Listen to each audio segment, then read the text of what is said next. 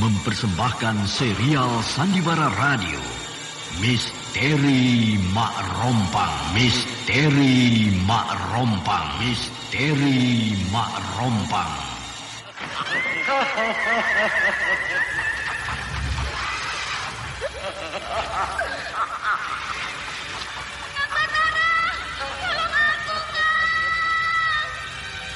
Cepat kemari, Wulan. Mak Rompang. Kisah bangkitnya kembali setiap 200 tahun. Seorang anak manusia yang dapat berganti wajah dan wujud.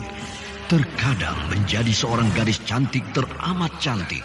Terkadang menjadi seorang nenek tua renta buruk rupa yang selalu menimbulkan prahara dan malapetaka mengerikan bagi umat manusia. Bahaya, kita dalam bahaya. Sina, cepat tinggalkan tempat ini. Cepat. Tunggu, Kamera. Aku mau menutup warung dulu. Jangan pikirkan warungmu, pikirkan nyawamu. Hei, menjauh. Tuk Tunggal bilang menjauh. Takut itu berawa panas. Tuk Tunggal ada di mana, Wira? Tuk Tunggal berada di dalam kabut. Hei, menyingkir semua. Menyingkir keluar dari desa.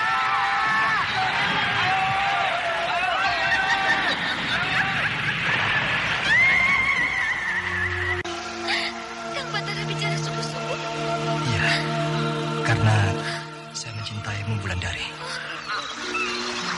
Mak Rompang diselingi pula tawa ria penuh canda serta kisah cinta kasih yang penuh dengan liku-pilu kehidupan dari dua insan manusia. Awas di belakangmu, Wulandari.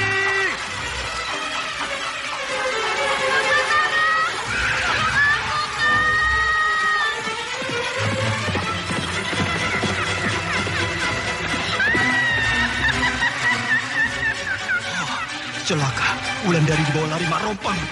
Dia.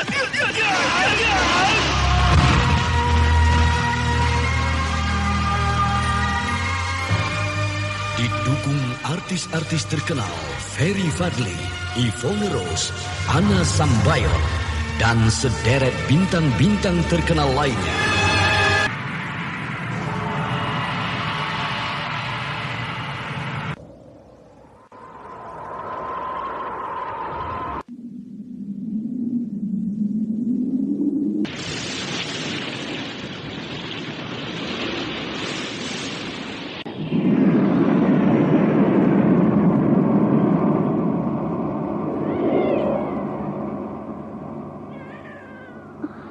Tangis bayi dari arah kuburan itu.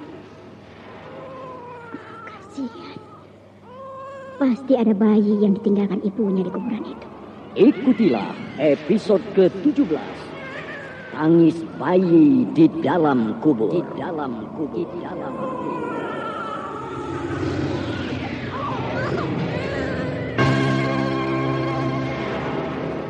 Naskah karya Asmadi Syafar. Teknik dan montase Indra Mahendra, dengan sutradara Denny Denhas. Seri yang Anda pertama sekarang ini masih didukung mendengarkan para pelaku. Sandiwara Radio di Yvonne channel Rose Memori sebagai Wulandari, 80. Ashari sebagai Aki Japa Ardana, Ajeng Wahyu sebagai Anindya, Ana Sambayon sebagai Mak Rompang, dan pembawa cerita Denny Denhas. Pada kisah yang lalu telah diceritakan bahwa Mak Rompang sedang terjebak di dalam tubuh mayat Atik yang sudah dikubur. Sehingga Mak Rompang tidak bisa lahir kembali dari kehamilan Atik seperti yang diharapkannya. Karena Atik sudah meninggal sebelum melahirkan anak pertamanya. Mak Rompang hanya bisa mendatangi orang-orang yang dekat dengan dia. Hanya melalui mimpi atau melalui suara tanpa wujud sama sekali untuk minta pertolongan. Sementara itu Batara sudah berlayar dengan pasukan Singasari menuju kerajaan Dharmasraya. Ini kesempatan bagi Batara untuk bisa kembali ke kampung halamannya. Karena selama ini Batara terdampar berbulan-bulan, bahkan mungkin 1 tahun di kerajaan Singasari, tanpa tahu jalan untuk kembali ke kerajaan Dharmasraya. Kini Batara tergabung di dalam pasukan Singasari. Hal ini dia lakukan hanya karena ingin membela kerajaan Dharmasraya dari serbuan pasukan Tartar. Bahkan tujuan lain bagi Batara ikut dalam pasukan itu adalah untuk bisa kembali ke kerajaan Dharmasraya yang sudah lama ditinggalkannya. Sementara itu pula di wilayah kerajaan Dharmasraya di lereng Gunung Dempo, Wulandari sudah memutuskan dirinya untuk jadi seorang pertapa. Dia ikut bersama dengan seorang pertapa tua yang bernama Aki Japa Ardana. Aki Japa Ardana sangat sayang pada Wulandari karena anaknya yang hilang sangat mirip dengan Wulandari. Anaknya itu bernama Anindya. Anindya sebenarnya diculik oleh Lambano, lalu diberi ramuan obat, sehingga Anindya sudah lupa siapa dia sebenarnya. Apalagi ketika dia berganti nama menjadi Rana Dewi, sehingga dia merasa bahwa dirinya adalah betul-betul dari makhluk halus yang berasal dari kerajaan Purwaka tersebut. Suatu hari dengan pertolongan dayang pengasuhnya, Anindya dapat kembali kepada orang tuanya. Bahkan secara perlahan-lahan, dia mulai ingat siapa dia yang sebenarnya. Bahkan Anindya mulai ingat bagaimana dia diculik setelah ibunya dibunuh oleh Lambano. Kini Aki Japa Ardana sangat gembira karena anaknya sudah kembali ke tengah-tengah kehidupan laki-laki pertapa itu. Dan kini Aki Japa Ardana mempunyai 3 orang putri, 2 anak kandungnya, 1 lagi Wulandari sebagai anak angkatnya. Kehadiran Anindya membuat geger desa Tegalsari karena penduduk di sana menganggap bahwa Anindya adalah Wulandari yang muncul kembali. Karena Anindya tidak mau mengaku bernama Wulandari. Bahkan Gandini dari Mentilin pun juga demikian. Sehingga Gandini menjadi gelisah. Dia menyangka Wulandari akan membuat perhitungan dengannya. Karena dia takut pembalasan Wulandari terhadap dirinya. Karena ibu Wulandari telah dibunuh oleh Gandini. Sementara itu pula, hubungan Gandini dengan kekasihnya yang baru bernama Unta sudah mulai hambar. Gandini pernah bertemu dengan Raden Wangsadirja. Lalu mereka bermain cinta. Ceritamu tentang Mak Rompang itu sangat aneh, Wulandari. Sehingga aku ingin tahu bagaimana Mak Rompang itu bisa hidup sampai ratusan tahun hingga sekarang ini. Susah untuk mengetahuinya, Aki Japa. Karena perempuan iblis itu sangat aneh. Tidak satu pun orang-orang pintar terdahulu yang mengetahuinya. Sehingga semakin lama, kita sudah semakin tidak tahu bagaimana Mak Rompang itu bisa hidup sampai ratusan tahun. Aku akan mencobanya melalui semediku. Semoga aku bisa tahu bagaimana Mak Rompang itu bisa bertahan hidup sampai sekarang. Apakah niat Aki itu bisa dilakukan, Aki Japa? Kalau hati kita bersih, kalau jiwa kita bersih, semoga bisa. Walau pekerjaan ini sangat berat, karena kita akan kembali kepada zaman Mak Rompang itu hidup. Kalau begitu, aku juga ingin mengetahuinya, Aki Japa. Aku juga ingin ikut bersemedi seperti yang akan Aki lakukan. Boleh saja, asal kau mau mengikuti syarat-syaratnya. Syarat? Ya. Maksud Aki Japa? Kita harus melakukan tapa brata selama 40 hari 40 malam. Tanpa makan dan tanpa minum. Dan tanpa tidur sekejap pun. Apa kau sanggup, Wulan? Akan aku coba, Aki Japa. Apakah saya boleh ikut, Ramanda? Ikut melaksanakan puasa dan tapa brata maksudmu, anakku? Iya, betul, Ramanda. Tidak usahlah, Anindya. Nanti adikmu Rahayu tidak ada kawannya kalau kau ikut melakukan tapa brata bersama kami. Baik, Ramanda. Saya dan Rahayu akan menunggu Ramanda dan Wulandari melakukan tapa brata. Kapan sebaiknya kita mulai melakukan tapa brata itu, Aki Japa? Kita tunggu sampai bulan purnama penuh. Barulah kita mulai tapa brata. Ketika hari yang dihitung sudah sampai, ketika waktu yang ditunggu sudah dinyatakan tiba, maka Wulandari dan Aki Japa Ardana melakukan tapa brata selama 40 hari 40 malam. Tanpa makan dan minum, tanpa tidur sekejap pun. Permulaan dari semedi itu dirasakan oleh Wulandari biasa-biasa saja. Tidak ada hal-hal yang istimewa. Bahkan rasanya Wulandari melakukan semedi biasa, seperti apa yang selama ini dia rasakan. Namun ketika memasuki hari-hari ke-7 dan seterusnya, maka Wulandari mulai merasakan ada cobaan yang membuat dia menjadi waspada. Bahkan ketika memasuki hari ke-20 dari semedinya, Wulandari menemui cobaan yang sangat berat. Wulandari merasakan berada di sebuah hutan yang lebat. Namun Wulandari merasakan bahwa dia masih duduk di atas batu sambil bersila, seperti apa yang dilakukannya di dalam semedi semula. Di dalam hutan itu, Wulandari melihat berbagai bentuk makhluk aneh yang selama hidupnya belum pernah ditemui oleh Wulandari. Bentuk makhluk-makhluk itu sangat menakutkan. Bahkan ketika makhluk-makhluk itu mencoba mengganggunya, Wulandari tetap diam sambil menenangkan perasaan. Dan ketika makhluk-makhluk itu hilang dan berganti wujud dalam bentuk binatang-binatang buas, Wulandari masih tetap saja diam. Ia berusaha supaya tidak terpancing pada kejadian-kejadian aneh yang menggodanya. Karena Wulandari tahu bahwa semua itu hanyalah cobaan yang mengganggu semedinya. Ketika cobaan-cobaan berat dapat dilaluinya, maka suasana kembali tenang. Bahkan Wulandari merasakan berada di sebuah desa yang selama ini belum pernah dilihatnya. Desa tersebut tampak aman dan damai. Sedangkan penduduk desanya sangat ramah, sehingga Wulandari ingin mendekati desa itu. Lalu perlahan-lahan, Wulandari bangkit dari duduknya. Ia berjalan menuju ke arah desa tersebut. Desa apa ini? Aku belum pernah melihat desa ini selama hidupku. Aku sudah terjebak. Aku sebenarnya tidak boleh meninggalkan semediku. Aku harus kembali ke tempat semediku. Wulandari, Aki Japa, mau kemana kau? mau kembali ke tempat semediku? Mana tempat semedimu? Mana ya? Tempat semedimu sudah tidak ada, Wulan. Bukankah tadi ada di sana? Tapi sekarang sudah tidak ada lagi. Tidak ada. Ya. Dan Aki Japa dari mana? Bukankah kita sama-sama bersemedi, Wulan? Oh iya, baru aku ingat. Tapi mana tempat semedi kita? Juga sudah tidak ada. Memang tidak ada. Lalu bagaimana kita, Ki? Bukankah kita ingin kembali ke zaman Mak Rompang yang hidup 250 tahun yang lalu? Betul, Wulan, betul.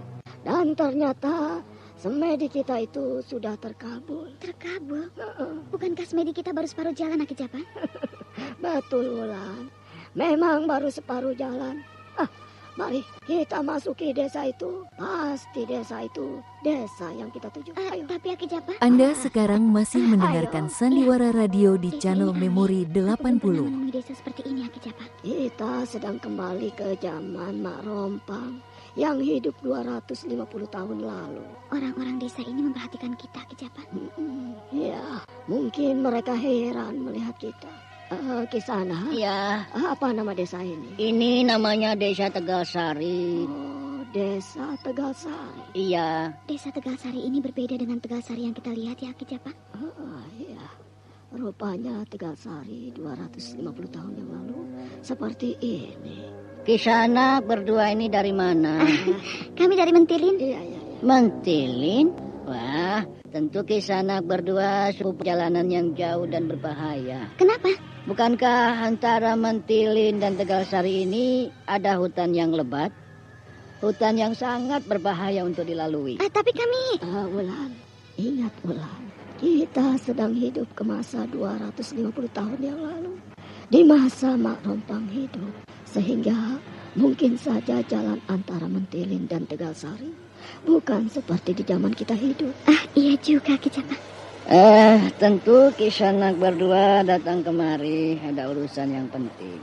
Sehingga Kisanak berdua mau menempuh perjalanan yang jauh dan berbahaya. Tidak juga. Kami hanya kebetulan lewat di sini. Kisanak berdua mau kemana? Mau ke... Kemana?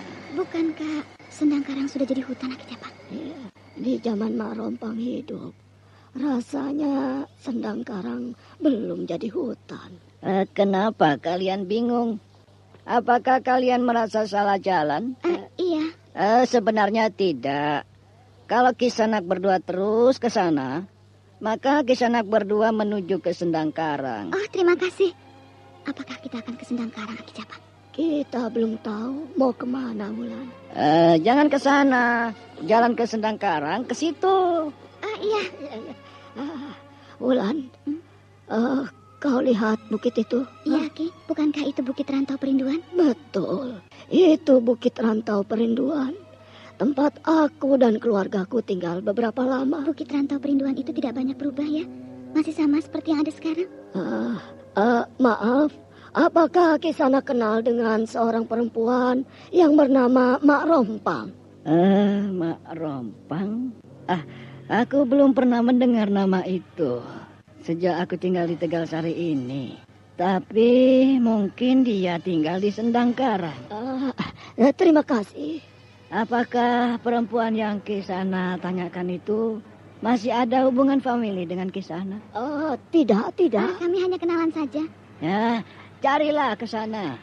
Di sini tidak ada perempuan yang bernama Mak Rompang. Terima kasih Kisana.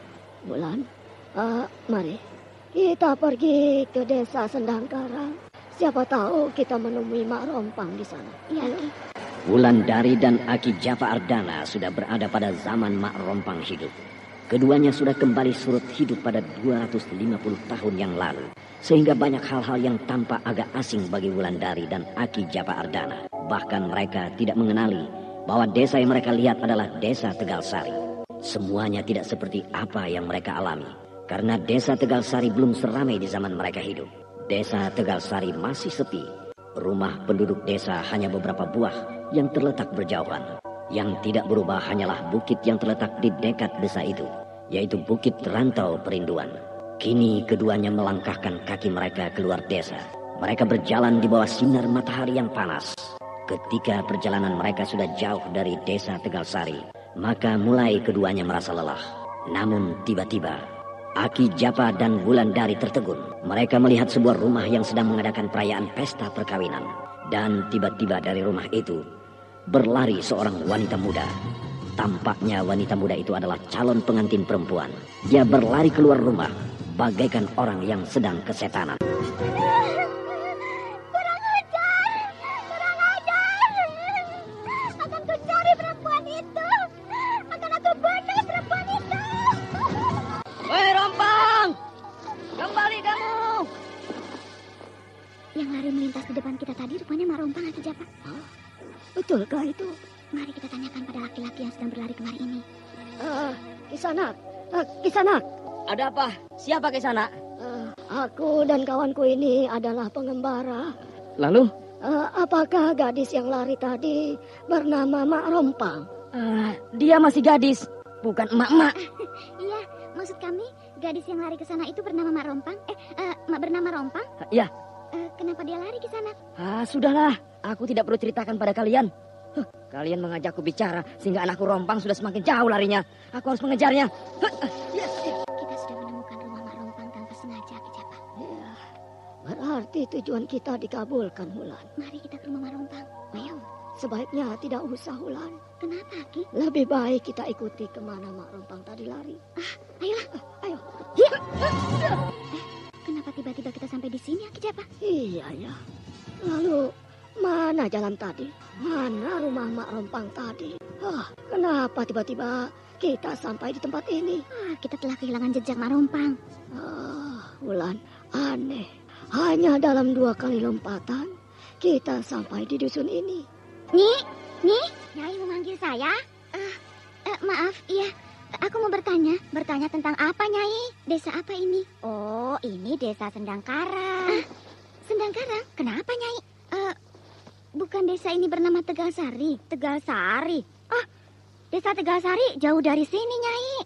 Mungkin sekitar seminggu perjalanan baru sampai di Tegalsari. Aneh. Kita sedang berada di alam lain, Wulan. Sebaiknya kita ikuti saja. Ayo. Rasanya aneh, Aki Japa. Karena tiba-tiba saja kita berada di desa Sendangkarang. Bahkan setauku, Sendangkarang bukanlah sebuah desa, tapi sebuah hutan yang angker. Hanya dulu Sendangkarang merupakan sebuah desa. Jangan lupa, Wulandari. Kita ini sedang berada di zaman Mak Rompang hidup. Kira-kira 250 tahun yang lalu. Aku lupa lagi, Aki Japa. Aku menganggap sekarang ini adalah zaman di mana kita hidup. Dulu, sewaktu aku muda, Sendangkarang memang merupakan sebuah desa. Tapi entah kenapa, tiba-tiba Sendangkarang menjadi hutan belantara. Seperti yang kau dapatkan di zaman kita hidup. Ada apa kira-kira Kisanak? Tidak apa-apa. Kisanak berdua pasti bukan orang sini. Iya, kami memang bukan orang Sendangkarang ini. Apakah Kisanak berdua mencari sanak famili di Sendangkarang ini? Iya. Lalu, siapa nama famili Kisanak itu? Siapa nama perempuan yang merebut calon suami Mak Rompang itu, Wulan? Hayati, Aki. Nama familiku itu Hayati. Hayati? Hayati yang mana ya? Tidak ada yang bernama Hayati di sini nih. Aku kenal dengan semua penduduk desa ini, tapi tidak ada yang bernama Hayati. Kalau begitu, biarlah. Kami akan mencarinya ke tempat lain.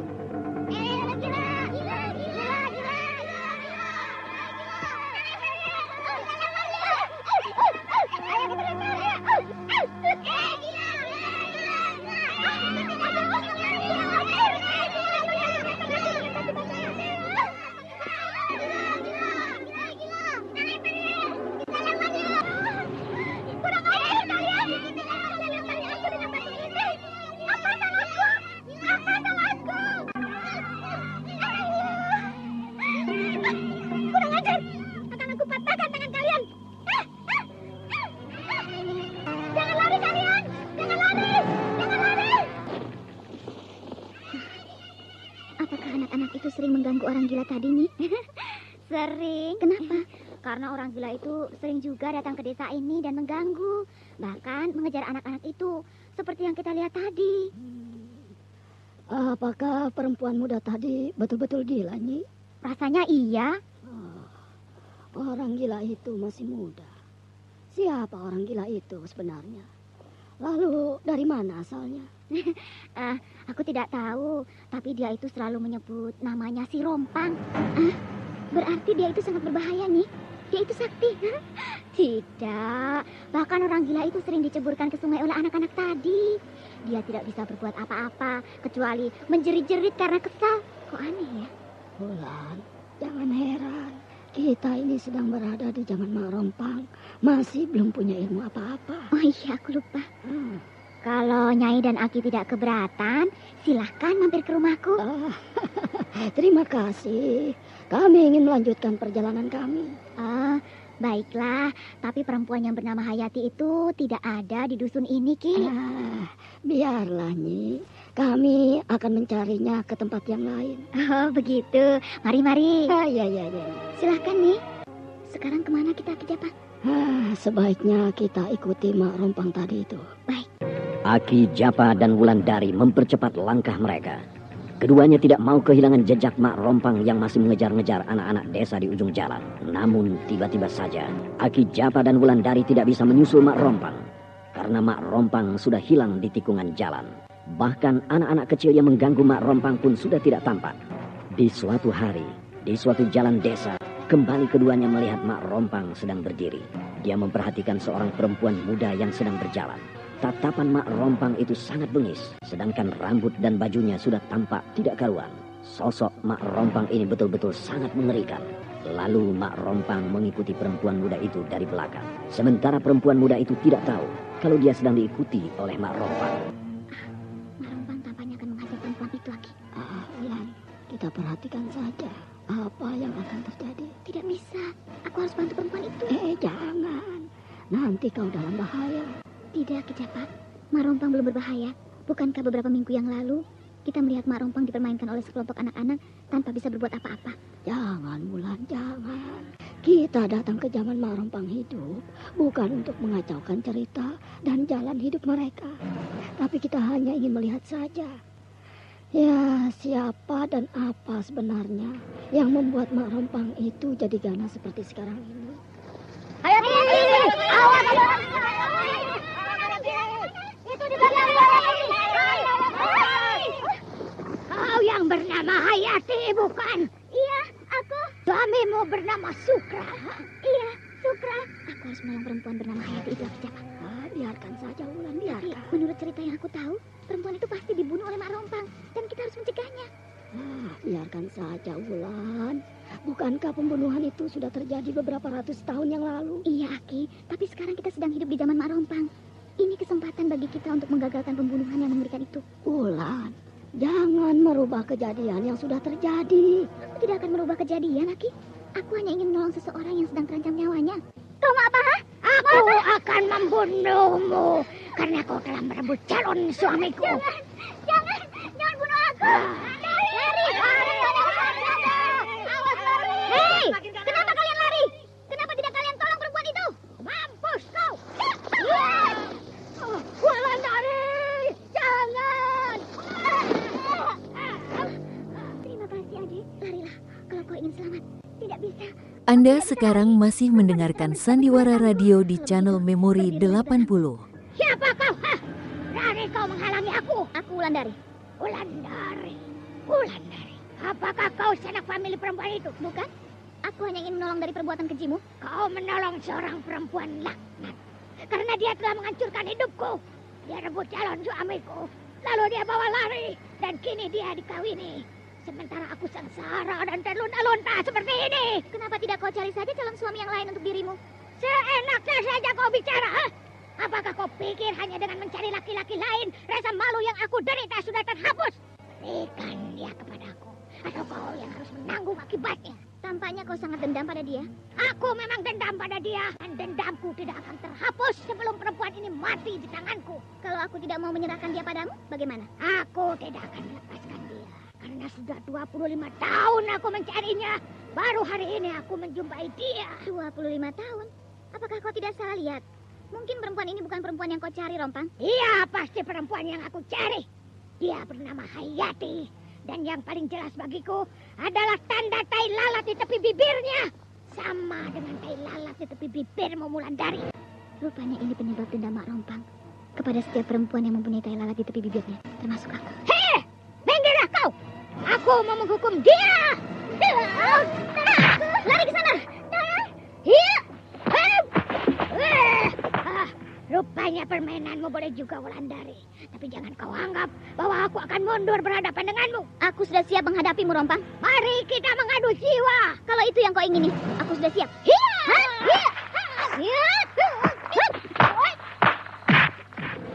Tampaknya perkelahian tidak dapat dihindari.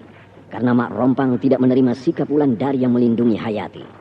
Karena bagi Mak Rompang, Hayati adalah perempuan yang telah merusak hidupnya. Sehingga Mak Rompang tidak mundur setapak pun. Kini serangan-serangan datang silih berganti. Baik dari Wulandari maupun dari Mak Rompang. Sementara waktu terus berjalan. Serangan Mak Rompang semakin gencar. Sehingga Wulandari tampak mulai terdesak. Sehingga Aki Japa yang menyaksikan perkelahian itu tampak semakin cemas. Sementara Wulandari mulai mengagumi Mak Rompang. Karena di zaman Mak Rompang hidup saja, Mak Rompang sudah sedemikian hebat. Padahal boleh dibilang kehebatan Mak Rompang belum seberapa. Sementara Wulandari yang sudah hampir 10 tahun menuntut ilmu pada Nyi Sepi, sudah tidak sanggup menghadapi Mak Rompang. Lalu ketika sebuah pukulan pendek yang datang dari Mak Rompang dihindari oleh Wulandari dengan menundukkan kepalanya, maka tanpa diduga sebuah tendangan keras menyambar kepala Wulandari sehingga gadis itu terpental ke belakang. Lalu Wulandari tidak sadarkan diri. Sekarang kau akan lari kemana, Hayati? Gadis yang membelamu ini sudah tidak bergerak terkena tendanganku. Jangan kau apa-apakan aku. Aku mohon ampun padamu, Rompang. Kau telah merusak hidupku. Kau telah mempermalukan kedua orang tuaku. Kini kau harus menerima balasan dariku. Ampuni aku, Rompang. Iya! Jangan coba-coba lari dariku, Hayati. 25 tahun aku mencari. Baru hari ini aku bertemu denganmu. Ampuni aku. Kalau kau mau, ambil Kakang Sukra untukmu. Enak saja kau bicara. Laki-laki bekasmu kau berikan padaku. Apakah kau pikir aku ini suka memiliki suami bekas dirimu? Sebentar lagi Mak Rompang akan membunuh Hayati. Aku tidak tahan melihat kejadian ini. Aku teringat bagaimana istriku dibunuh di hadapanku oleh Lambano. Kakang Sukra!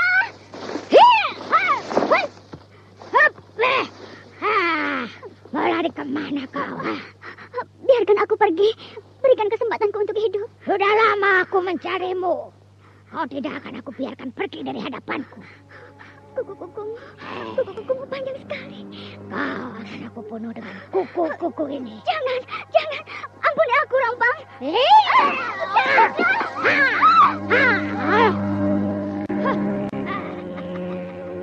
Akhirnya mati juga kau di tanganku. Bagaimanapun usaha Wulandari untuk menghalangi Mak Rompang membunuh lawannya, akhirnya sia-sia. Kalau dia sudah sadar dari pingsannya, bilang pada dia, jangan sekali-kali ikut campur urusan yang tidak dia ketahui. Iya, Rompang, iya. Nanti aku bilang pada Wulandari. Anehnya, Mak Rompang tidak mau membunuh Wulandari. Dan Mak Rompang berlalu begitu saja di hadapan tubuh Wulandari yang sedang pingsan. Wulan? Aki Japa? Iya, aku. Mana Mak Rompang? Mak Rompang sudah pergi, Wulan. Mak Rompang. Akhirnya dia bunuh juga Hayati itu. Iya, Wulan. Itu memang sudah nasib Hayati. Harus begitu. Dan mau apa orang-orang itu, Aki? Mereka akan membawa mayat Hayati pulang. Mereka hanya bisa menonton saja. Mereka tidak berani menolong Hayati. Ayo, mari. Ayo, bertemu ini. Ayo, ada suaminya. Ayo. Betul-betul keterlaluan. Mereka tidak bisa berbuat apa-apa. Kau sendiri pun juga tidak bisa berbuat apa-apa menghadapi Mak Rompang, Wulan. Padahal dirimu lebih hebat dari mereka. Tapi kalau mereka keroyok beramai-ramai, mungkin Mak Rompang itu tidak akan membunuh Hayati. Sehingga Hayati bisa menyelamatkan diri. Aduh, kepalaku masih masih pusing, Aki. Lebih baik kita obati kepalamu. Wulan, kepalamu berdarah. Iya, tapi rasanya luka di kepalaku ini tidak berbahaya. Wulan, hari sudah malam. Kita harus mencari tempat menginap. Iya, Ki. Apalagi angin malam ini agak kencang. Bagaimana rasa pusingmu itu? Sudah berkurang. Darahnya sudah tidak keluar lagi karena diikat dengan kain ini. Mari, aku melihat ada lampu pelita. Berarti di depan kita ada rumah. Iya, Ki. Penghuni rumah ini sudah tertidur, Wulan. Ketuk saja pintu rumah ini, Aki. Pasti penghuninya belum tidur. Aku mendengar suara orang bicara di dalam rumah.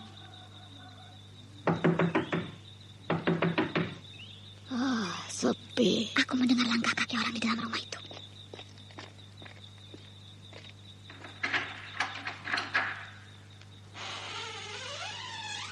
Siapa? Kami. Kami siapa? Kami pengembara. Kami bermaksud ingin menumpang tidur di rumah Kisanak ini. Oh, ada yang terluka. Mari masuk. Terima kasih. Ayo, Wulan. Siapa, Kang? Ada 2 orang kemalaman. Suruh saja masuk, Kang. Ayo, masuklah. Iya, terima kasih. Kamu terluka, Nak? Tidak apa-apa, Nyai. Sudah sembuh. Mari, duduk sini. Terima kasih. Dari mana Kisanak berdua? Dan kenapa anak ini terluka kepalanya? Kami dari Sendang Karang. Di tengah jalan, kami bertemu dengan seorang perempuan yang sedang mengamuk. Lalu, keponakanku ini terkena amukan perempuan itu. Siapa yang mengamuk? Seorang perempuan gila? Betul. Perempuan itu memang berbahaya. Sudah banyak korban yang jatuh di tangannya. Siapa namamu, Nak? Wulandari. Mari, aku obati lukanya. Terima kasih, Nyi. Lukaku ini sudah sembuh. Apakah betul sudah banyak korban yang berjatuhan di tangan perempuan gila itu, Kisanak? Betul, Ki. Kenapa orang-orang di sekitar sini tidak mengeroyoknya? Wah, perempuan itu sangat berbahaya, Wulandari. Ilmunya tinggi. Sudah banyak korban yang tewas di tangannya. Itu sebabnya tidak ada orang yang berani mengeroyoknya. Lain kali, kalau bertemu lagi dengan perempuan gila itu, menghindar saja. Daripada nanti kau tewas di tangannya. Iya. Kalau ada orang yang berteriak-teriak, awas, ada perempuan gila. Atau, awas, ada si Rompang. Maka cepat-cepatlah menghindar. Iya. Lalu, mau kemana tujuan kalian sebenarnya? Belum tahu. Kami ini hanya pengembara.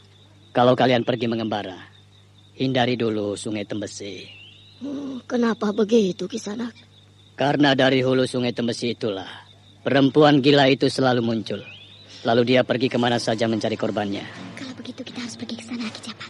Mungkin di sana tempat pertapaannya. Kau yakin bahwa ini hulu Sungai Tembesi, Wulandari? Iya, Ki Japa. Inilah hulu Sungai Tembesi. Kau pernah kemari? Pernah, ketika aku terjebak dan dibawa lari oleh Marompang kemari. Wulandari memberi isyarat pada Aki Japa Ardana agar berhati-hati. Lalu tidak lama, tampak air terjun bergemuruh yang jatuh dari atas tebing yang tinggi. Air itu bergelora menghantam batu-batu yang ada di bawahnya. Bintik-bintik air terjun terbang di sekitar tempat air terjun itu jatuh, sehingga bagaikan hujan gerimis. Sementara tumbuhan di sekitar tampak menghijau karena subur. Lumut-lumut tumbuh di seluruh tebing yang curam itu. Lalu kemana kita sekarang, Wulan? Kita harus ke balik air terjun itu. Mau kemana kalian? Dari mana laki-laki ini, Wulan? Tiba-tiba saja dia sudah berdiri di atas batu itu. Aku juga tidak tahu, Aki. Tiba-tiba saja kakek ini sudah hadir di sana. Mau kemana kalian? Siapa Kisanak ini? Aku bernama Aki Lumut. Kalian ini siapa? Dan kalian mau kemana? Aku Aki Japa Ardana. Dan ini adalah Wulandari. Lalu, kemana kalian berdua? Sehingga kalian sampai di tempat ini. Kami akan pergi ke balik air terjun itu, Ki. Apakah kalian tidak salah? Tidak, Ki Lumut. Pasti kalian salah jalan. Karena di balik air terjun itu tidak ada apa-apa, kecuali hanya tebing yang licin dan curam. Wulan, kita salah jalan. Kami tidak salah jalan, Ki Lumut. Memang ke sana tujuan kami. Wah. kalian pasti ingin bunuh diri. Karena tidak mudah untuk pergi ke sana. Kalian harus menyeberangi kolam yang cukup dalam. Sementara air terjun yang jatuh akan menghantam dan menenggelamkan kalian di dasar kolam ini. Dan bila kalian berhasil menyeberangi kolam ini, maka sesampai di balik air terjun itu, kalian tidak akan bisa berdiri. Karena tidak ada batu untuk berpijak di sana. Semua terjal dan licin. Wulan, kita memang salah jalan. Apalagi di sana itu tidak ada batu tempat berpijak. Tenang, Aki Japa. Laki-laki tua ini pasti orang yang berilmu tinggi. Karena dia tahu seluk-beluk di sekitar air terjun ini. Pergilah. Pergilah kalian. Sebelum kalian berdua mendapat celaka. Kami tidak akan pergi, Ki Lumut. Karena kami ingin betul ke balik air terjun itu. Apa yang akan kalian cari di balik air terjun itu? Kami akan mencari Mak Rompang.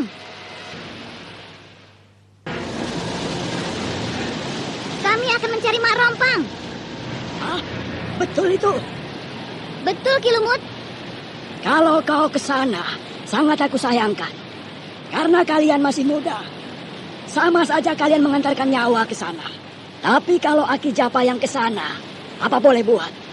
Aki sudah tua. Tidak apa-apa kalau kau tewas di tangan perempuan aneh itu. Betulkah begitu, Aki Lumut? Apakah kau lihat aku bicara main-main, Aki Japa? Jadi kalau begitu betul Mak Rompang berada di balik air terjun itu, Aki Lumut?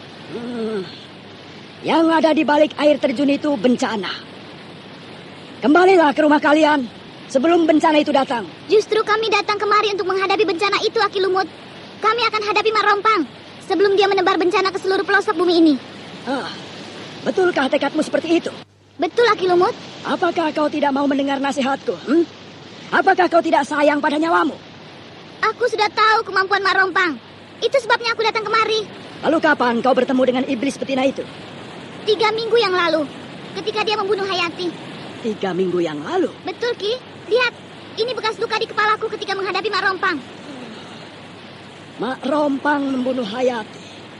Sudah berlangsung 25 tahun yang lalu. 25 tahun yang lalu? Betul. 25 tahun yang lalu.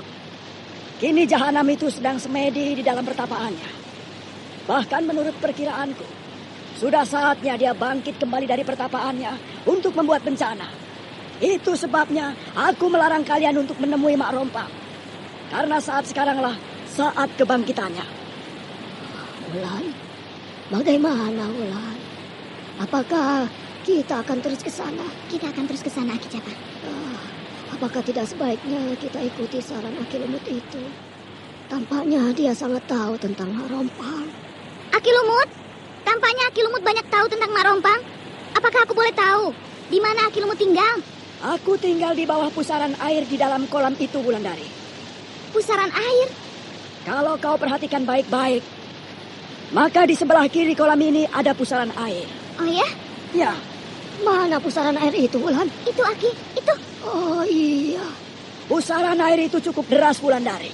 Kalau kalian tidak hati-hati, maka kalian bisa mati tersedot pusaran air itu. Lalu, bagaimana Aki Lumut bisa tinggal di bawah pusaran air itu? Ada caranya untuk pergi ke tempatku, Wulan. Apakah kami berdua boleh berkunjung ke tempat Aki Lumut? Kalau kalian berminat, tentu aku dengan senang hati mengajak kalian ke tempatku. Wulan, apakah tidak berbahaya ke sana? Jangan-jangan Aki Lumut ini ingin menjebak kita.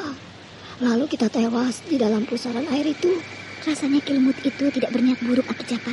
Tapi kalau dia macam-macam, aku siap menghadapinya. Hei, ayolah. Iya. Ayo, Aki Japa. Kemana kita? Apakah kita terjun ke dalam kolam yang besar ini? Kemarilah kalian. Iya. Dia menyuruh kita ke tempatnya. Nah, marilah duduk di atas batu ini. Di sini? Ya, di sini. Baik. Baik. Nampaknya kalian berdua sudah biasa bersemedi. Dari mana Ki Lumut tahu? Dari cara kalian bersila, aku sudah tahu. Terima kasih. Nah, kini mari kita heningkan cipta. Kosongkan rasa. Karena kalian akan aku ajak ke tempatku. Baik.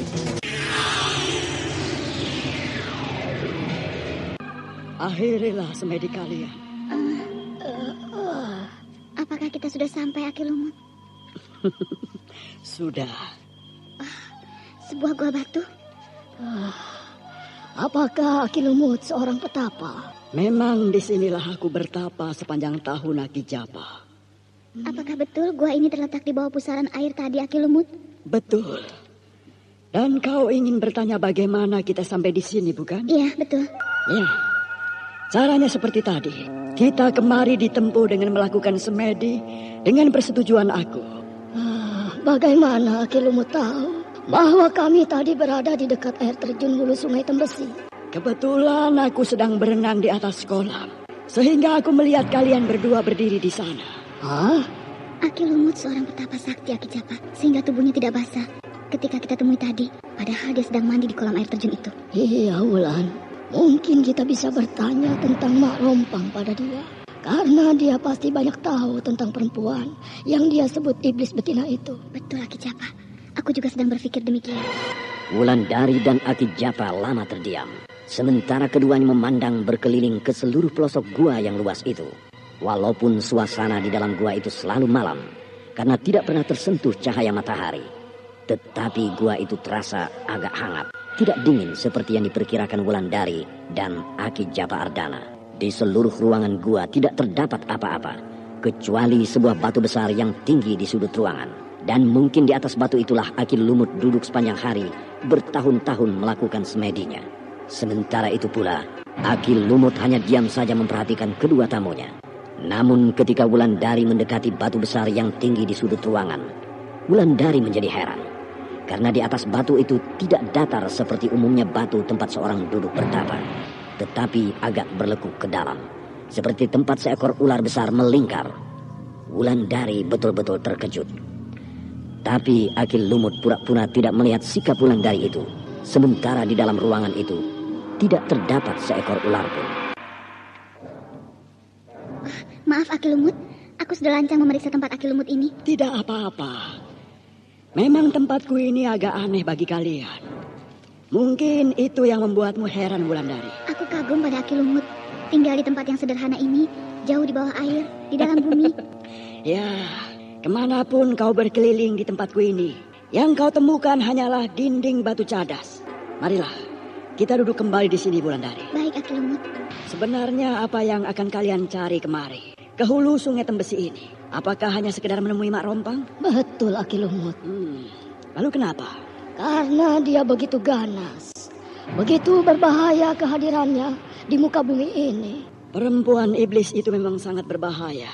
Tapi apakah yang akan kalian lakukan terhadap Rompang? Kalau perempuan itu sudah kalian temukan, akan kalian bunuh? Kalau memang itu tujuan kalian, itu hanya pekerjaan sia-sia. Bukan dia yang akan terbunuh, tapi kalian berdua yang akan jadi mayat. Kata-kataku ini bukan meremehkan kehebatan kalian berdua. Tapi Rompang itu bukanlah lawan yang enteng. Bahkan Rompang itu boleh dikatakan tidak ada tandingannya pada saat sekarang ini. Itu yang ingin kami ketahui, Aki Lumut. Dari mana dan bagaimana si Rompang itu bisa mendapatkan ilmu yang begitu hebat. Sehingga kami ingin tahu kelemahan dari ilmunya itu. Ya, kalau kelemahan Rompang yang akan kalian tanyakan, aku berani mengatakan bahwa hampir-hampir tidak ada kelemahan terhadap dirinya. Sehingga siapapun, makhluk apapun, bila berhadapan dengan dia, pasti akan kewalahan. Ternyata dia memang betul-betul tangguh. Dia luar biasa tangguhnya, Wulandari. Bahkan setiap 20 tahun sekali, Rompang itu akan bertambah tangguh. Karena dia mendapatkan tenaga baru yang lebih segar.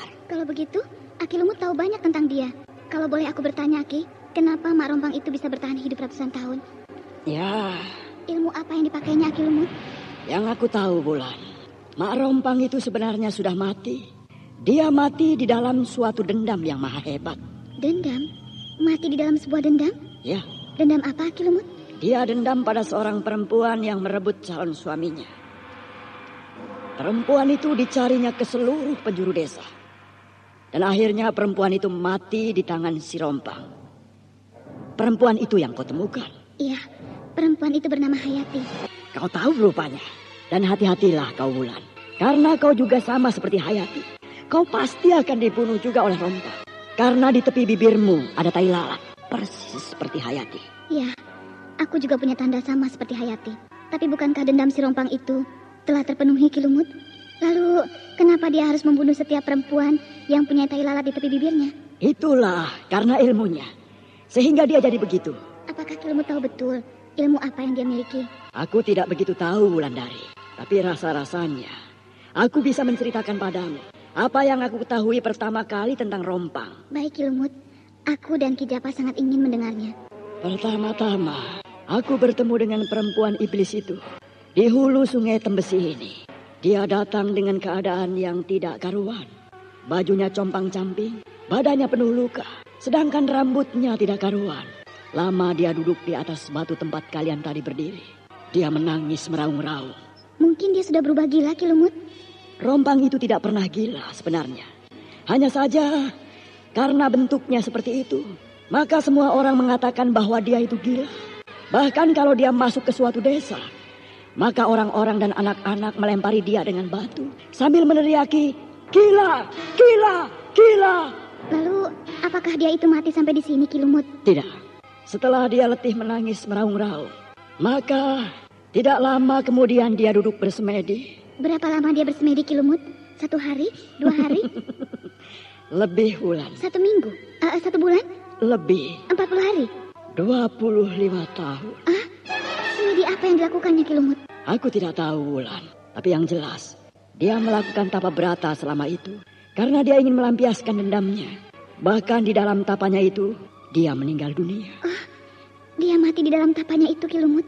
Benar, Wulandari. Lalu, bagaimana mayatnya, Ki? Mayatnya tetap duduk seperti dia melakukan tapa berata. Seolah-olah dia masih hidup. Kalau kita lihat sepintas lalu. Maaf, Kilumut. Tampaknya Kilumut banyak mengetahui tentang Mak Rompang itu. Apakah Kilumut gurunya? Kalau aku gurunya, mana mungkin dia akan sehebat sekarang, Wulan. Jadi, Kilumut tidak kenal sama sekali dengan dia? Oh, tidak. Dan dia juga tidak kenal dengan Kilumut? Rasanya dia tahu kehadiranku di hulu sungai Tembesi. Tapi kami belum pernah saling mengganggu. Rasanya aneh. Seorang yang telah meninggal bisa menuntut ilmu sedemikian hebat. Memang luar biasa. Dapat Kilumut ceritakan pada kami bagaimana si Rompang itu mendapatkan ilmunya yang demikian hebat?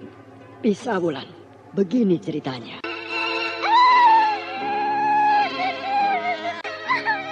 Kenapa nasibku seperti ini?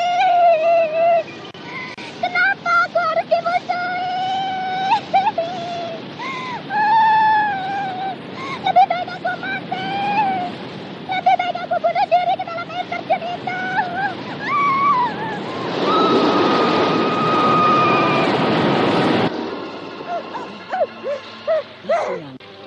Dia ingin bunuh diri. Kini dia tenggelam ke dasar kolam itu perlahan-lahan. Kalau tidak aku tolong, dia pasti mati. Manusia ini akan menemui ajalnya. Lebih baik aku tolong. Aku tidak sampai hati melihat kejadian ini.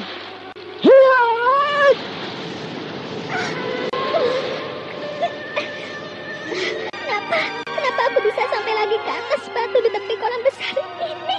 Siapa yang telah menolongku? Dia bingung. Dia mulai memperhatikan berkeliling.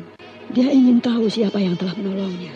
Lebih baik aku menyelam lebih dalam, supaya dia tidak melihat aku. Tidak ada siapapun di sekitar tempat ini. Tapi aku merasakan ada yang mendorong tubuhku ke atas, sehingga aku tidak jadi tenggelam ke bawah sana. Berarti orang yang menolongku adalah orang yang sakti. Lebih baik aku minta tolong padanya, supaya aku diajarkan ilmu kesaktian seperti yang dia miliki. Hei! Siapa yang telah menolongku tadi? Keluarlah! Aku ingin mengucapkan terima kasih. Tidak ada jawaban. Berarti yang menolongku tadi bukan manusia. Pasti jin atau dedemit penghuni air terjun Sungai Tembesi ini. Hei! Penghuni air terjun Sungai Tembesi ini! Aku ingin menemuimu! Tampakkanlah dirimu! Kalau aku mempunyai ilmu yang hebat, pasti aku bisa mencari dan membunuh Hayati. Karena dia yang telah menghancurkan hidupku. Bahkan orang-orang desa Sendang Karang yang telah melempari, bahkan menganiaya aku. Akan aku bunuh semuanya. Juga desa-desa yang lain yang selalu meneriakan aku gila. Anda sekarang masih mendengarkan Sandiwara Radio di channel Memori sampai kepada anak 80. cucu mereka. Tapi kenapa kekuatan gaib yang telah melemparkan aku ke atas batu ini tidak muncul juga? Apakah dia tidak suka padaku? Apakah aku hanya dipermainkan saja? Kalau dia tidak juga menampakkan dirinya di hadapanku, maka tidak ada jalan lain bagiku kecuali meneruskan niatku tadi untuk bunuh diri. Karena aku tidak akan bisa membalaskan sakit hatiku kepada semua orang yang telah menghancurkan hidupku, kepada Hayati yang telah merenggut calon suamiku. Tapi kalau aku bunuh diri, tentu aku tidak akan bisa membalaskan sakit hatiku ini. Apakah penghuni air terjun ini tidak menemuiku karena bentukku yang tidak karuan ini? Lebih baik aku membersihkan diriku. Tapi di mana? Apakah di kolam besar ini? Aku akan cari di sana. Air di sebelah sana juga bersih. Aku akan mencuci muka dan tubuhku, sehingga penunggu air terjun ini akan senang menemuiku, karena tubuhku sudah bersih. Nah, air di sana tenang, dan juga jauh dari gemuruh air terjun hulu sungai itu. Mak Rompang yang berpakaian compang-camping dengan rambut yang aut-autan mulai berdiri diam di sebuah telaga kecil yang jauh dari hulu sungai Tembesi. Dia berdiri diam di tepi telaga kecil itu, sementara angin bertiup perlahan-lahan, membuat air telaga bergerak dan beriak kecil. Lama dia memandang bayangan dirinya di dalam air yang beriak-riak itu.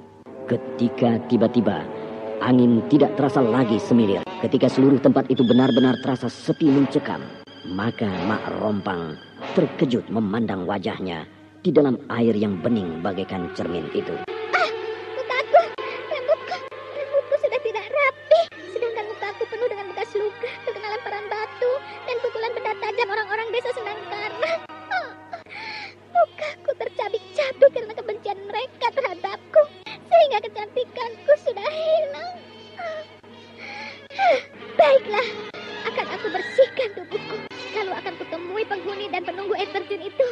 Aku harus menuntut ilmu pada demit air terjun itu, sehingga aku bisa membalaskan sakit hatiku kepada semua orang. Tunggu! Tunggu pembalasanku! Hei manusia biadab! Kalau tidak aku balas, jangan panggil aku si Rompang!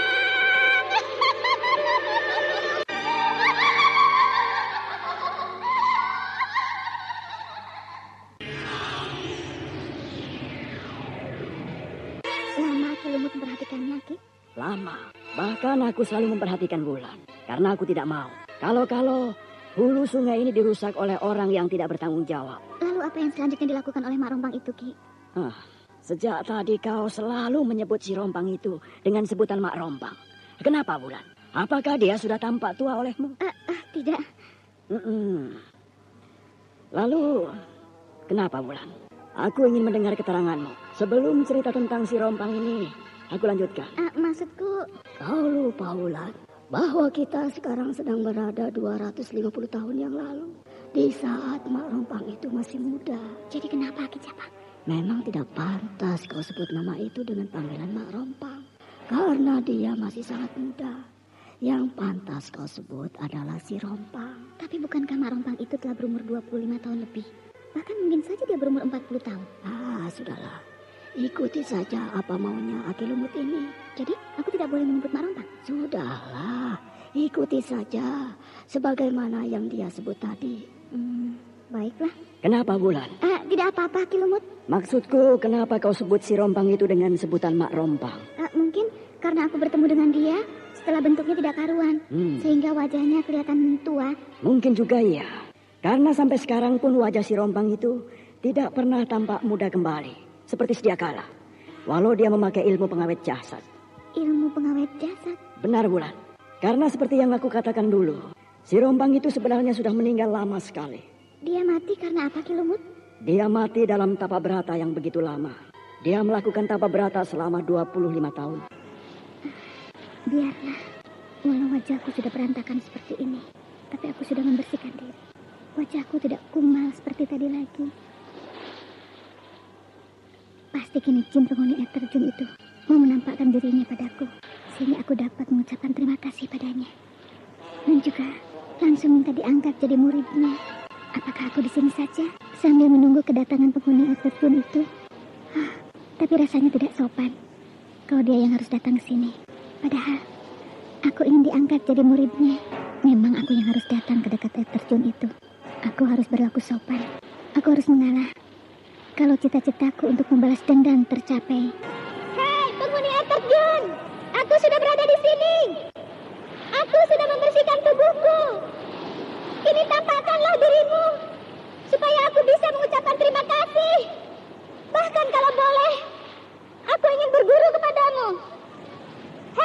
penghuni air terjun yang bergemuruh ini. Kenapa tidak ada tanda-tanda bahwa jin di sini akan menampakkan dirinya? Apakah penampilanku ini masih kurang sopan? Apakah bajuku ini penyebabnya? Padahal aku memang tidak punya lagi baju untuk pengganti baju yang sudah compang-camping ini. Aku hanya punya baju yang aku pakai ini. Tapi, bukankah tubuhku sudah bersih? Bukankah aku sudah mandi tadi di dalam telaga di sana itu? Hei, penghuni air terjun ini! Apakah aku belum bersih? Sehingga kau tidak mau menampakkan dirimu? Lalu kenapa kalau kau tidak muncul? Kalau kau tidak mau menerima aku sebagai muridmu? Bagaimana caranya aku membalaskan sakit hatiku ini? Bagaimana caranya aku harus menghancurkan orang-orang yang telah mentertawakan aku? Bagaimana caranya aku harus menghancurkan orang-orang yang telah mengejek-ejek aku? Oh, tolonglah aku! Tolonglah supaya dendamku ini bisa terlaksana. Hei, penghuni air terjun ini!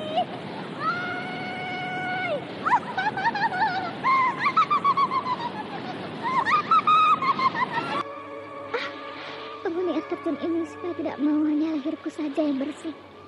Dia pasti ingin batinku juga bersih. Dan yang aku tahu, batin yang bersih caranya ialah harus melakukan tapa brata. Hei! Aku tahu sekarang! Aku harus melakukan bersih batin untuk bisa bertemu denganmu, penghuni air terjun ini. Lihatlah! Aku akan bersemedi di atas batu ini! Sejak hari itu, Mak Rompang melakukan semedi di atas batu yang besar di tepi air terjun hulu Sungai Tembesi. Sehari telah berlalu. Semedi Mak Rompang belum juga berakhir. 2 hari telah lewat, tapi Mak Rompang masih tetap di atas batu besar itu duduk bersemedi. Karena dia ingin sekali niatnya untuk membalas dendam terlaksana. Sehingga 1 minggu telah berlalu. Namun apa yang ditunggu Mak Rompang belum ada tanda-tanda akan jadi kenyataan. Tetapi Mak Rompang bertambah husuk melakukan semedinya. Sehingga tanpa terasa, 1 bulan sudah berlalu. Bahkan sampai pada hari ke-40. Namun tetap seperti semula. Apa yang ditunggu-tunggu oleh Mak Rompang belum juga datang. Sementara selama melakukan semedi itu, Mak Rompang tanpa makan dan minum. Sedangkan hujan dan angin, panas dan dingin, malam dan siang sudah tidak dipedulikannya lagi. Bagi Mak Rompang, tujuannya hanya satu. Harus bertemu dengan penunggu air terjun hulu Sungai Tembesi yang dipercayanya. Ketika semedi Mak Rompang sudah mencapai 1000 hari, tubuhnya sudah tidak ada lagi tanda-tanda kehidupan. Pasti dia sudah mati.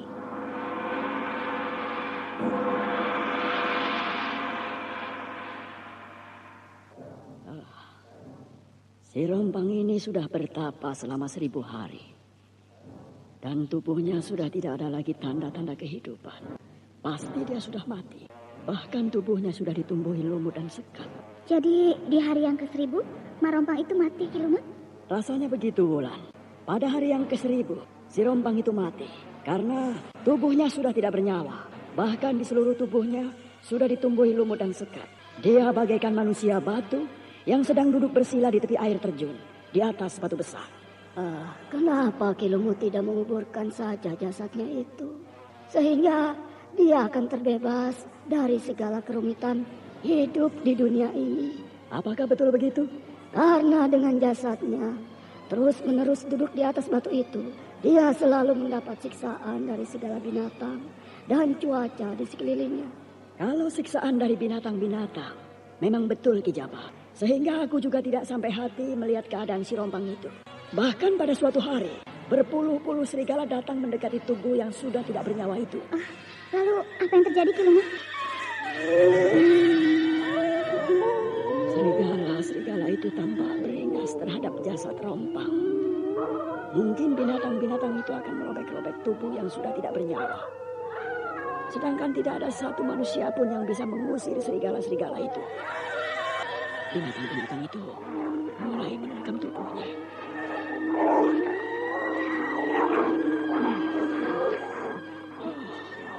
Tubuh itu tidak bergeming. Bahkan binatang-binatang itu seperti menerkam batu karang.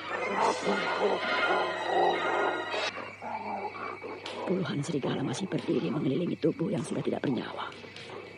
Bahkan mata serigala-serigala itu tampak menyala di dalam kegelapan. Binatang-binatang itu seolah-olah sedang menjaga tubuh Rompang yang masih duduk dalam bentuk sedang bersemedi.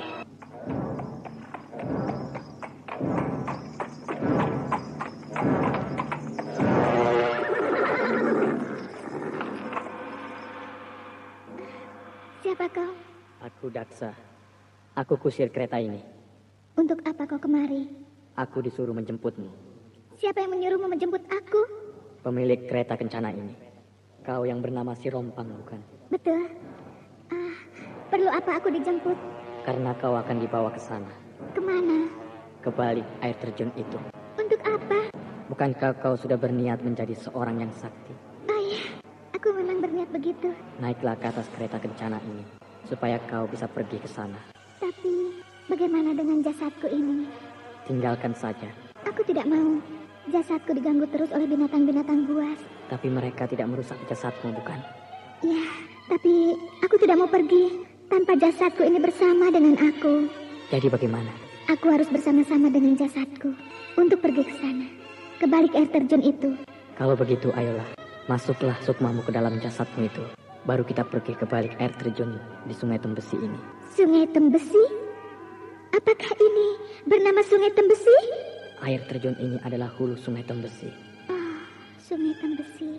Aku ingin menjadi penghuni hulu Sungai Tembesi ini. Sekarang pun kau sudah menjadi penghuni hulu Sungai Tembesi ini. Penghuni hulu Sungai Tembesi. Mari berangkat, nanti kau terlambat. Jasadku ini bagaimana? Bawalah, lalu kita segera berangkat. Terima kasih. Perlahan-lahan Sukma Mak Rompang masuk ke dalam jasadnya yang sudah membatu itu. Lalu tiba-tiba jasad itu bergoyang hebat. Dan dengan perlahan-lahan jasad yang tadi sudah tidak bergerak itu bisa Anda membuka sekarang telapak masih matanya. mendengarkan Lalu Sandiwara mata yang Radio tampak di ringas channel Memori memandang 80. Bagaikan ingin membunuh siapa saja yang mencoba mendekatinya. Serigala-serigala yang mengelilingi Mak Rompang tampak takut, sehingga semuanya melipat ekornya ke bawah. Sementara burung-burung gagak berterbangan di atas kepala Mak Rompang. Sedangkan perempuan yang bagaikan patung hidup itu melangkah perlahan ke dalam kereta kencana yang dikendalikan oleh Ki Daksa. Setelah Mak Rompang sampai di dalam, kereta kencana itu bergerak perlahan-lahan. Lalu dengan aneh, kereta kencana itu menyeberangi kolam yang luas tanpa tenggelam sedikit pun. Dan tidak lama hilang di balik air terjun yang masih bergemuruh jatuh ke dasar kolam. Kini Mak Rompang tidak lagi melihat ada air terjun di belakang kereta kencana. Semuanya menjadi lain. Kereta kencana itu berjalan di sebuah jalan yang mulus. Di jalan itu tersebar batu-batu yang bagus dan licin. Sementara di kiri kanan jalan tumbuh pohon kemboja yang sedang berbunga lebat. Sungguh-sungguh suatu pemandangan yang begitu asri. Namun Mak Rompang tidak tertarik dengan keanehan dan keindahan jalan yang dilalui oleh kereta kuda. Dia hanya diam dengan wajah yang menyeringai menakutkan. Sementara kereta kuda itu terus berjalan menembus dinding karang yang terjal, licin dan keras. Lalu tidak lama, kereta kuda itu hilang, bagaikan ditelan oleh dinding karang yang keras itu. Wulandari dan Aki Japa sangat terpana mendengar keterangan Ki Lumut tentang Mak Rompang. Apalagi ketika Ki Lumut menceritakan bagaimana kereta kuda yang ditumpangi Mak Rompang berjalan menembus dinding karang, bagaikan menembus angin. Apa kau sudah bosan mendengar ceritaku, Wulan? Bukan bosan, Ki Lumut. Tapi aku kagum dan aneh mendengar cerita Ki Lumut. Bahkan aku menjadi ngeri bahwa si Rompang itu ternyata bukanlah manusia hidup seperti kita-kita ini, tapi manusia yang sudah mati, lalu bangkit setiap 25 tahun sekali. Ya, dia bisa begitu. Karena dia telah menemukan dan mendapatkan ilmu karang yang sangat sempurna. Sehingga jasadnya bisa hidup kembali. Lalu, apa yang terjadi di balik dinding batu karang itu, Ki Lumut? Yang mana, Ki Japa? Ketika kereta kuda itu masuk ke dalam dinding batu karang di balik air terjun itu. Oh, menakjubkan. Sangat menakjubkan. Si Rompang itu mendapatkan ilmu yang sungguh luar biasa. Ilmu apa, Ki Lumut? Ilmu aneh yang belum pernah aku tahu, Ki Japa. Bahkan aku pun tidak akan sanggup menerima ilmu semacam itu. Kenapa? Karena aku harus mati dulu. Baru aku bisa menerima ilmu seperti yang didapat si Rompang. Bahkan menerima ilmu itu harus juga mendapatkan ilmu karang seperti sebelumnya. Sehingga tidak akan lagi ada masalah untuk mempelajari ilmu itu. Ilmu apa yang didapat si Rompang itu, Ki Lumut? Nah, mari aku ceritakan. Kalau memang kau belum bosan mendengar ceritaku, Wulan.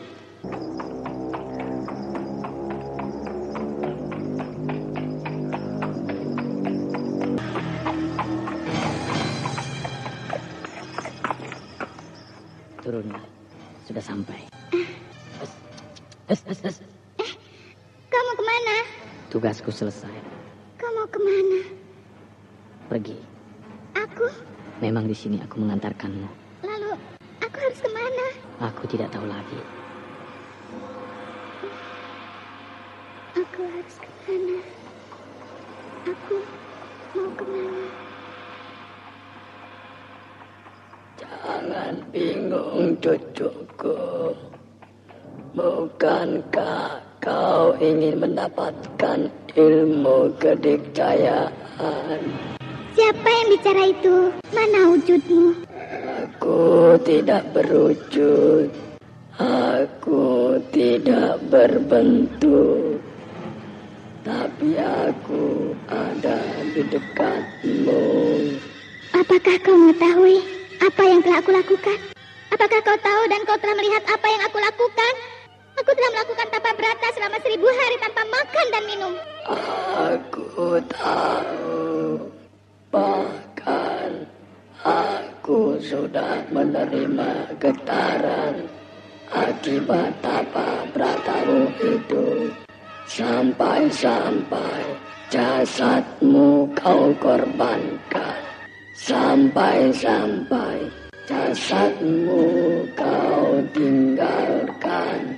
Sehingga kau sudah dinyatakan mati oleh pencipta jagat raya ini. Aku tidak peduli apakah aku sudah mati ataukah aku masih hidup. Yang aku butuhkan hanyalah ilmu kedikjayaan untuk membalas dendam pada seluruh manusia yang telah merusak hidupku ini.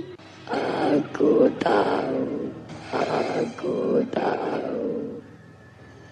Tapi kenapa tidak kau tinggalkan saja jasadmu itu?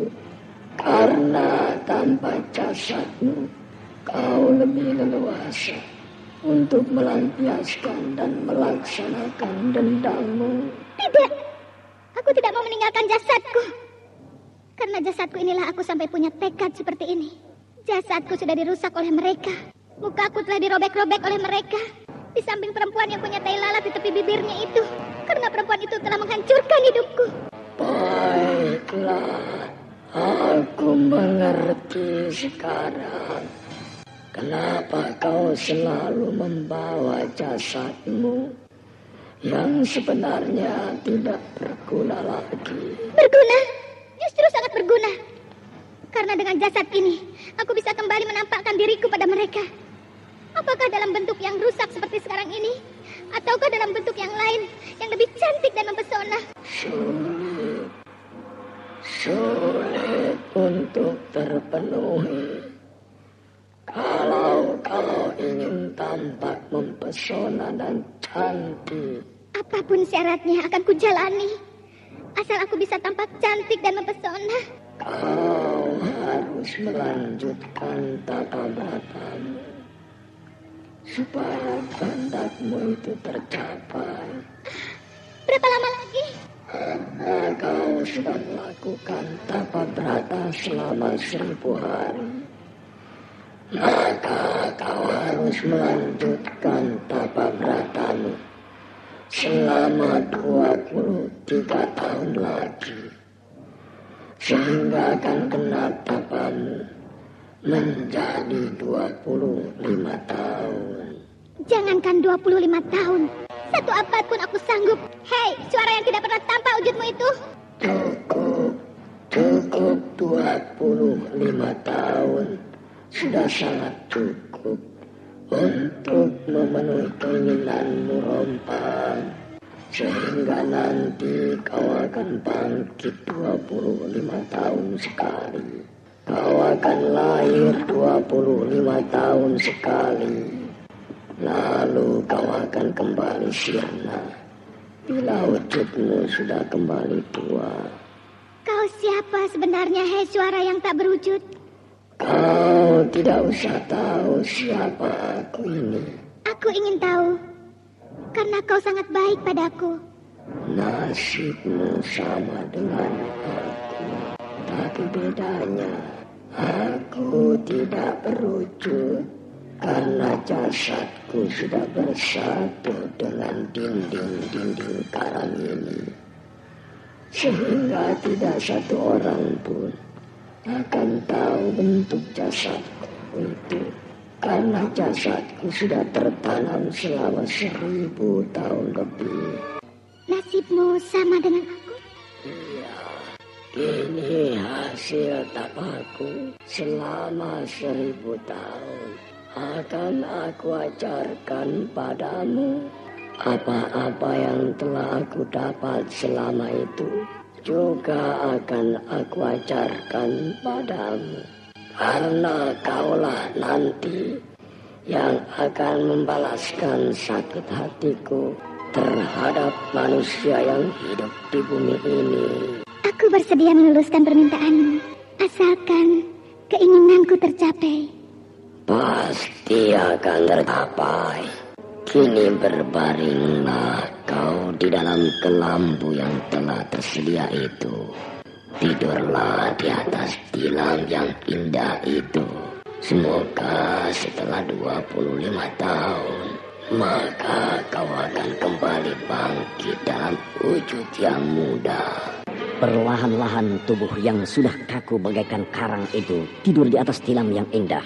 Sementara kelambu yang juga indah menutupi tilam tempat tubuh Mak Rompang tidur. Kini Mak Rompang sudah melakukan dan melanjutkan tapa beratanya untuk mencapai waktu selama 25 tahun. Sehingga keadaan di dalam tempat itu terasa sunyi dan mencekam. Lalu perlahan-lahan dari dalam dinding karang yang sangat keras muncul bentuk aneh yang tidak bisa diketahui berbentuk apa. Wujud itu perlahan-lahan masuk ke dalam tubuh Mak Rompang. Lalu terjadi getaran hebat pada tubuh itu, sehingga goncangan demi goncangan susul-menyusul. Namun tidak lama keadaan kembali tenang. Hanya perlahan-lahan dari dalam tubuh Mak Rompang muncul asap putih. Asap itu makin lama makin tebal, sehingga menyelimuti seluruh tubuh Mak Rompang. Dan ketika asap itu hilang perlahan-lahan, maka tubuh Mak Rompang kembali bagus. Tubuh itu bagaikan hidup, sedangkan wajah Mak Rompang yang begitu menakutkan sudah kembali mulus seperti sedia kala. Kini yang tampak di atas tempat tidur yang indah itu hanyalah seorang perempuan muda dalam tidurnya yang panjang, sementara bau kemenyan menyibak seluruh ruangan. Kini tidurlah kau dalam tidurmu yang panjang. Lalu bangkitlah bila sudah sampai saatmu untuk bangkit. Lalu hancurkan setiap manusia yang menegakkan kebenaran di bumi ini.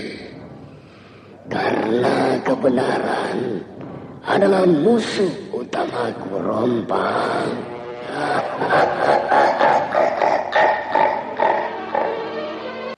Luar biasa sekali apa yang dilakukan Mak Rompang itu, Ki Lumut. Tapi ilmu apakah yang didapatnya itu, Ki? Yang jelas dia mendapat ilmu karang dan ilmu bunga cempaka 3 setangkai. Bunga cempaka 3 setangkai? Ilmu apa itu, Ki? Itu adalah ilmu awet muda. Dan kini bahkan ilmu bunga cempaka itu digantinya dengan bunga kemboja. Sehingga kemana-mana si Rompang itu memakai bunga kemboja. Sehingga ilmunya semakin ganas. Aku baru mendengar ilmu semacam itu, Ki Lumut. Memang ilmu semacam itu jarang didengar oleh orang luar, Wulandari. Karena ilmu itu hanya beredar di kalangan kaum bangsawan saja. Suara apa itu, Ki Lumut? Ya, itu pertanda si Rompang akan melakukan dan menebar bencana lagi. Jadi itu suara... Itu suara burung-burung gagak suruhan si Rompang. Burung-burung gagak itu dari mana asal mereka, Ki Lumut? Itulah burung-burung gagak yang dulu mengganggu tapa si Rompang. Kini burung-burung itu menjadi burung-burung suruhannya. Bahkan burung-burung itu juga sudah menjadi burung-burung siluman. Burung-burung siluman? Ya, burung-burung gagak yang mengganggu dia itu kan pasti sudah mati. Karena peristiwa itu terjadi 50 tahun yang lalu. Kini arwah burung-burung gagak itu dipanggil si Rompang kembali. Sehingga menjadi burung-burung siluman. Bahkan kalau burung-burung gagak itu dilihat di tengah malam, maka mata mereka tampak bersinar merah. Burung-burung siluman? Apakah Ki Lumut tahu cara menangkal serangan dari si Rompang itu, Ki? Tidak begitu tahu. Apa kelemahan ilmu itu? Sehingga aku tidak berani berhadapan langsung dengan dia. Hanya menurut orang, ada sebuah kitab yang ditulis oleh seseorang. Kitab itu bernama Kitab Dua Mustika. Kitab Dua Mustika? Ya, Kitab Dua Mustika. Di dalam kitab itu ditulis banyak ilmu. Mungkin ilmu rompang juga terdapat di dalam kitab itu. Hanya sayang, kitab itu belum selesai ditulis. Siapa yang menulis kitab itu, Ki Lumut? Yang aku dengar, kitab itu ditulis oleh seorang sakti bernama Nini Jatisuli. Nini Jatisuli? Bukankah kitab itu ditulis oleh seorang laki-laki yang bernama Aki Pandai Urat, Ki Lumut? Aki Pandai Urat? Siapa itu? Aku tidak kenal nama itu. Bahkan aku baru mendengar nama itu. Jadi, Ki Lumut tidak kenal dengan nama itu? Tidak, Wulandari. Wulan, ingat, kita ini hidup di zaman si Rompang itu masih muda. Kita sedang berada pada 250 tahun yang lalu. Dan satu lagi yang harus kalian ingat ialah bahwa Rompang itu mempunyai pengikut. Mereka adalah manusia biasa. Namun yang menjadi tanda bagi mereka bahwa di tangan mereka atau di leher mereka ada tanda kembang kemboja. Kembang kemboja? Ya, ada gambar bunga kemboja ditertera di kulit leher atau di kulit bagian tangan. Oh, begitu. Nah, hati-hatilah berhadapan dengan orang-orang semacam itu. Karena setiap bulan purnama penuh, dia akan meminta korban.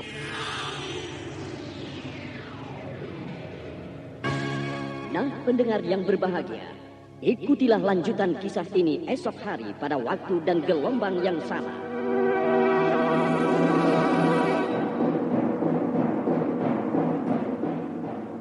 Demikianlah tadi serial Sandiwara Radio Misteri Mak Rompang episode ke-17 Tangis Bayi di Dalam Kubur, dipersembahkan oleh Denhas Adia Suara bekerja sama dengan PT Sinar Effendi Murni, produsen tablet obat kuat Aladina, obat terlambat bulan Menpas Kapsul, tablet obat kuat dan pegal lindung Duta Rela, dan jamu godok Cap Gorilla. Terima kasih atas perhatian Anda. Sampai jumpa.